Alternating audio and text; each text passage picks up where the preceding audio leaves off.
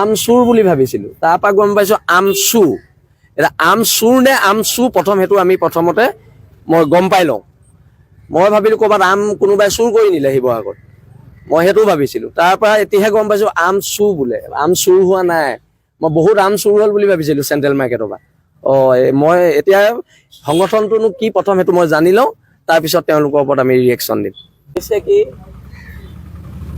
ঐক্যবদ্ধ খিলঞ্জীয়া মানুহ ইয়াত একত্ৰিত হৈছে, ধৰ্মৰ ঊৰ্ধত ইয়াত থলগুৰি মানুহ একত্ৰিত হৈছে। আৰু ইয়াক ধৰ্মীয় ৰহন যদি কোনোবাই সানিব বিচাৰিছেতো ভুল বিচাৰিছে। আব্দুল ৰছিদ মণ্ডলৰ ওপৰত এতিয়া কংগ্ৰেছে কি ব্যৱস্থা লয় সেইটো লক্ষণীয় হ'ব। কাৰণ আব্দুল ৰছিদ মণ্ডলে খিলঞ্জীয়াৰ বিপক্ষে কথা কৈছে, কংগ্ৰেছৰ পৰা বহিষ্কাৰ কৰে নকৰে তাৰ ওপৰত কথা হ'ব। আজি প্ৰচণ্ড জাতীয়তাবাদী কিছুমান মানুহ, দুদিনমান আগলৈকে কমিউনিষ্ট হৈ থকা কিছুমান মানুহে আজি আওপকীয়াকৈ আমাৰ 30 জাতীয় জনগোষ্ঠীয় সংগঠনক বিজেপি দালাল, বিজেপি প্ৰৰোচনত আমি কাম কৰিছোঁ বুলি ফেচবুক পোষ্ট দিয়া দেখিছোঁ। আওপকীয়াকৈ স্পষ্টকৈ কোৱা নাই, কিন্তু আমি তেখেতক কৈ দিওঁ আমি এদিন কমিউনিষ্ট এদিন জাতীয়তাবাদী মানুহ নহয়। আমাৰ 30টা জাতীয় জনগোষ্ঠীয় সংগঠন জাতীয়তাবাদ কৰি আছে আৰু জাতীয়তাবাদ সদায় ধৰ্মৰ ঊৰ্ধত কৰি আছে। আমি হিন্দু মুছলমানক লৈ জাতীয়তাবাদ কৰা নাই, আমি জাতীয়তাবাদ কৰিছোঁ থলগিৰি খিলঞ্জীয়া মানুহখিনিৰ ভৱিষ্যত সুৰক্ষাৰ কাৰণে। আৰু এতিয়া আব্দুল ৰছিদ মণ্ডলে যি হুংকাৰ দিলে, সেই হুংকাৰ কাক দিলে? সেই হুংকাৰ 30টা জাতীয় জনগোষ্ঠীয় সংগঠনৰ স্বাভিমানক দিলে, সেই 30টা জাতীয় জনগোষ্ঠীয় সংগঠনৰ ত্যাগক দিলে, 30টা জাতীয় জনগোষ্ঠীয় সংগঠনৰ সৈনিকসকলৰ নীতি আদৰ্শক দিলে। আৰু সি আজি শিৱসাগৰে 30টা জাতীয় জনগোষ্ঠীয় সংগঠন, অসমৰ 30টা জাতীয় জনগোষ্ঠীয় সংগঠনৰ অন্তৰত আঘাত দিছে। ইয়াৰ বিৰুদ্ধে প্ৰতিবাদ হ'ব। আমি কৈছোঁ যে ইয়াত থকা বহিৰাগত মানুহখিনি উজনি অসম ত্যাগ কৰিব লাগে।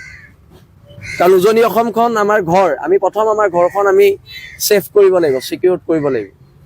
আৰু সেইকাৰণে আমি এটা কথা একদম স্পষ্টকৈ কৈ দিছোঁ যে 7 দিনৰ সময়সীমা আজি 3 দিন গৈছে আৰু 4 দিনৰ ভিতৰত তেওঁলোকে ত্যাগ কৰিব লাগিব।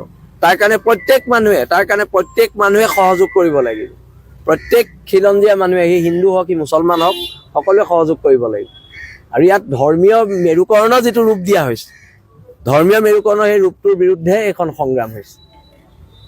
আমি এইটো দেখুৱাব বিচাৰিছোঁ যে উজনি অসমৰ থলগিৰি মানুহ না হিন্দু না খ্ৰীষ্টান না মুছলমান, আমি ইয়াত থলগিৰি হিচাপে জীয়াই আছোঁ, অনাদি অনন্তকাললৈকে থলগিৰি হিচাপে জীয়াই যাম।